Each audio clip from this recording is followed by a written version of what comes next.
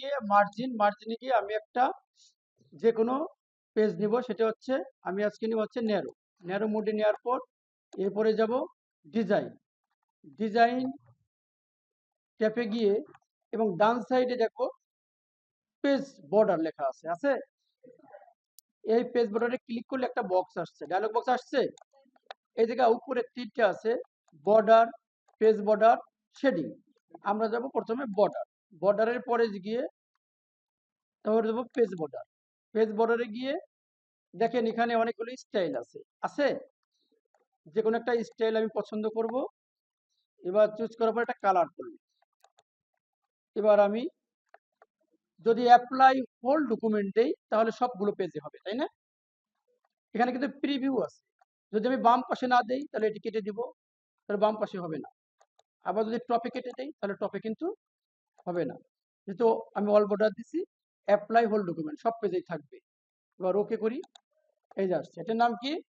Page border. এবার যাব paragraph border. আমি এই এতটুকু সিলেক্ট করলাম, সিলেক্ট করে আবার ডিজাইন, পেজ বর্ডার, এবার যাব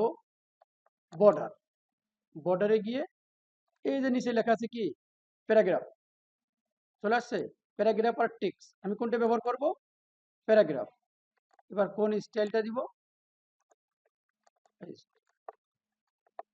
এবার এটা কিন্তু আবার পরিমাণ আছে, কত চওড়াটা কত হবে, তাই না? প্রশস্ত।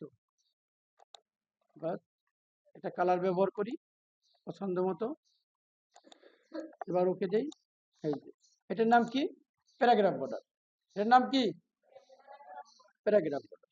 আর একটা হচ্ছে টেক্সট বর্ডার, অর্থাৎ প্রত্যেকটা লাইনে যে বর্ডারটা আমি ব্যবহার করব।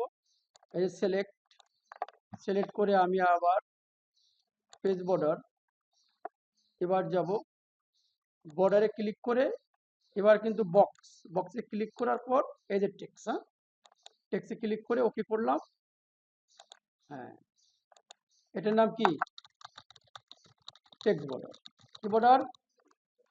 Text border. পরিমাণটা একটু কমাই দিয়ে আসি।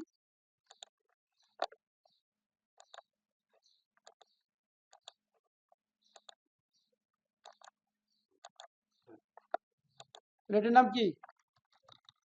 Text border. 3 প্রকারের বর্ডার আমি করলাম, ঠিক আছে।